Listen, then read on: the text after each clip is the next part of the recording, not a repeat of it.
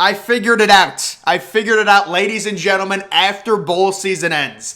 I'm going to put myself in a self-induced coma and teleport myself to week 0 of next year. College football, we only got 3 weeks left of the regular season, then conference championships, then bowl season. I just get so depressed when college football ends. But I am here to bring you guys my full predictions for week number 11 with all of the top 25 games. I'm predicting the final score of every game. Let's get right into it. And wow, what a way to start. We've got North Carolina traveling to Heinz Field, taking on Pittsburgh.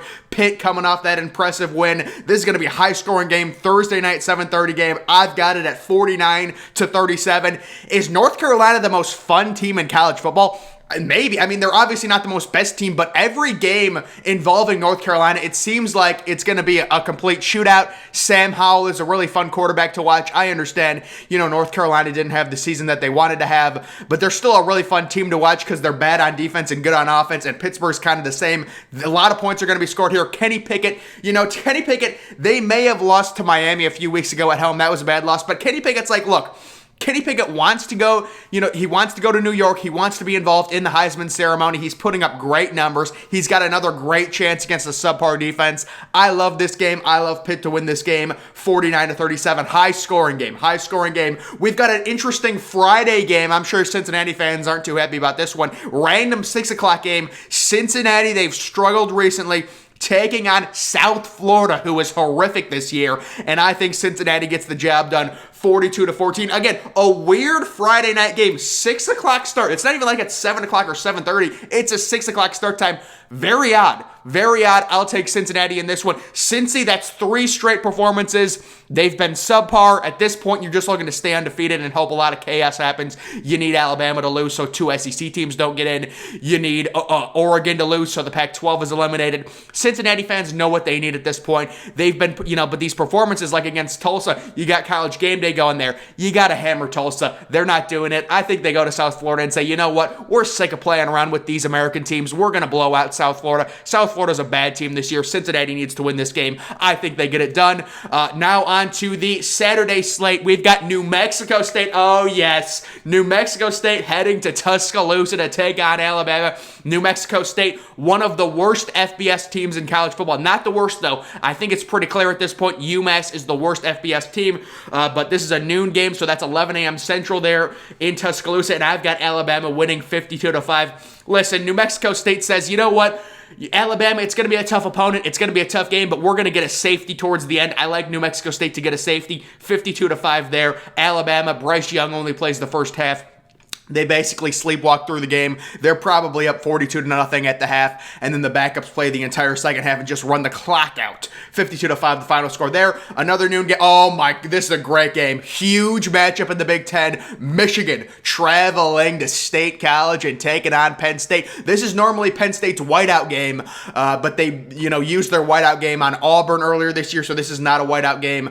It is I believe they're doing something where it's a stripe game, or I don't know exactly, but they should have good home field advantage. I have them winning a close one, 23-19. Michigan probably missing Blake Corum, their change of pace back. That's huge for them. Going to be tough to overcome that. Going to have to throw the ball a little bit more. I love this Penn State team. I'm a true believer in James Franklin and this Penn State defense. Penn State was so impressive a few weeks ago. I'll be honest with you, I thought Ohio State was going to blow Penn State out, and they just completely bullied Ohio State's offensive line without their best defensive tackle. So Penn State, I got them winning a close one. You got the crowd involved. Sean Clifford, veteran. Jahan Dotson, Michigan. I'm sure they're going to bracket coverage him. Make sure Jahan Dotson doesn't beat you if you're Michigan. Low scoring game, noon start time, early. I've got Penn State winning this one. I believe this is ABC, the ABC game.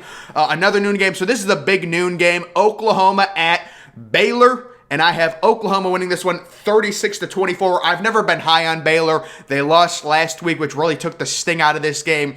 Oklahoma, on the other hand, Caleb Williams is looking good. He's getting more experience. 2 weeks ago, we saw what he did against Texas Tech. I know it's just Texas Tech, but still, is this Baylor defense really that much better? I think they're a little bit better, but not too much. It is in Waco. It's at Baylor. But I don't understand. How is this the big noon game? Big noon needs to dissolve. I am sick of it. Hopefully the Big Ten can get out of their TV contract with Fox. I hate it. It's terrible. I don't know why this game is at noon. I mean, I have nothing against noon games, but it's like, this is an 11 a.m. start time in Texas. Like, what are we doing here, folks? Come on. 36-24, the final score there. We've got Mississippi State at Auburn. Auburn was involved in a low-scoring game last week. I think this is a really high-scoring game. I love the over in this game. 37-34, the air raid offense, Mississippi State. Will Rogers playing better. The quarterback for Mississippi State playing better. Last week, Mississippi State lost. They had no business being ranked. Let's be real. I don't know how they were ranked. I guess as a boost to Alabama's resume. But in this one, I have Auburn winning a close one. Higher scoring game. SEC filth in this one. SEC filth. That's a noon start time.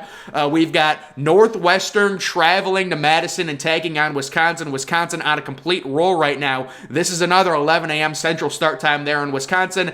And yeah, I've got it 40-0. I think my bold prediction this week, I believe Wisconsin will pitch a shutout. Like, I truly believe. I understand maybe if they turn the ball over, Northwestern can get a short field and score. But if Wisconsin does what they normally do, they don't turn the ball over, they're smart with it, they run the ball, I don't see how Northwestern scores in this game. I really don't. Wisconsin is on an absolute roll right now. They're sick of hearing about Northwestern. They're sick of hearing about Pat Fitzgerald. You know, Northwestern's made 2 of the last 4 Big Ten championship games. Wisconsin, they want to take their claim back. They want to control the Big Ten, and they're going to do that 40-0 against Northwestern. Getting on to the 3:30 games, we've got Purdue at Ohio State. This is the game of the week. I think Purdue's a top 15 team in the country. They're phenomenal. Ohio State, this team is going to be pissed. Ryan Day is so angry. He's mad at himself. He's mad at his play calling. I've got Ohio State winning this one. 52-28, higher scoring game. Purdue, they can generate offense. Ohio State's going to have to cover David Bell. I love that this is a 3:30 game.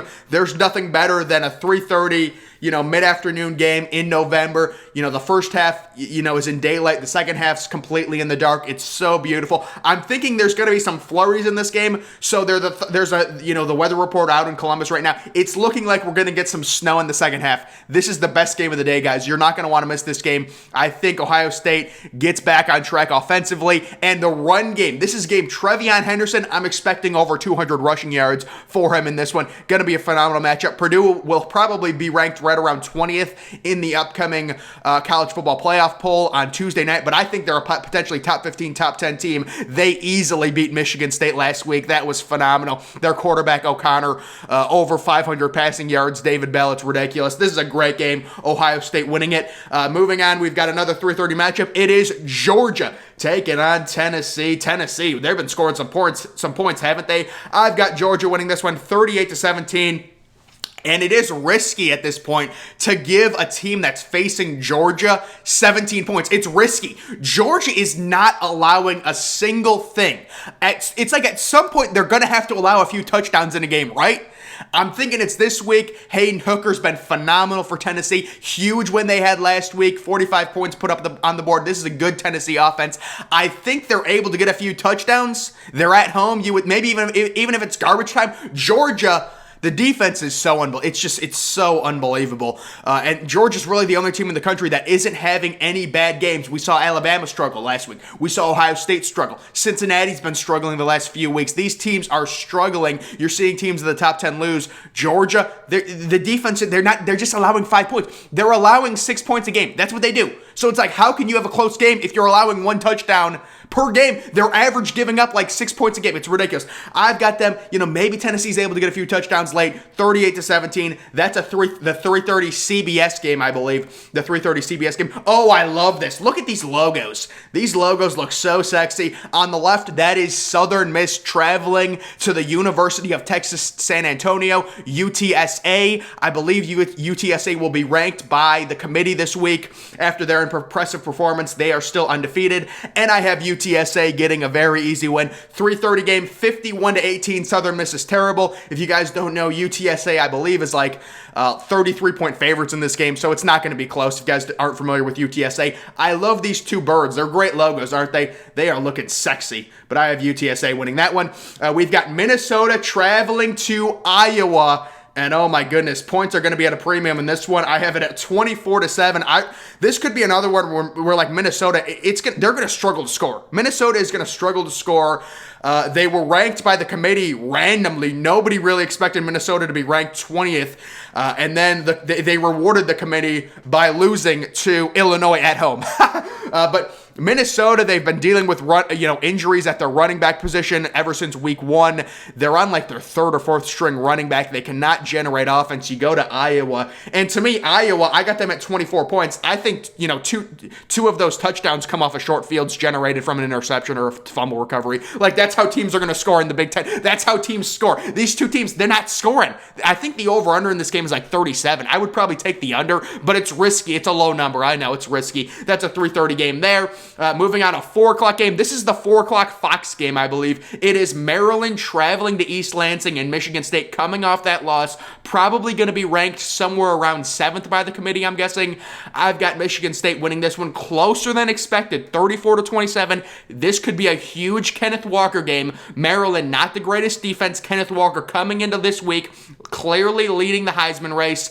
Has a decent game against Purdue, but Michigan State loses. This could be a game where Kenneth Walker runs for 200 yards, 2 or 3 touchdowns, and takes control of the Heisman race again, going into their massive matchup next week, or the week after next week, at Ohio State in Columbus. So Michigan State, I think, wins this game, but I feel very confident that Maryland will cover the 13-point spread. That is the spread currently. That's a 4 o'clock game. Moving on to the night games, a 7 o'clock game. It is Texas A&M traveling to Ole Miss. This, I think, is on ESPN. I believe this is the ESPN game. I have Ole Miss winning this game. Maybe I might have given them a little bit too many points. I know Texas A&M has a good defense, but 38-20, I'm a full believer Ole Miss is going to win this game. Texas A&M has very little offense. I believe Texas A&M is 2.5-point favorites. Their backup quarterback, Texas A&M's backup quarterback, might be out. I respect Texas A&M's defense. I understand it, but you do not win college football games this day and age just because of defense, unless you're Georgia, okay? But seriously, no. Ole Miss, they're going to put up some points. I like them in this one. They have the better offense. I'll take the better offense.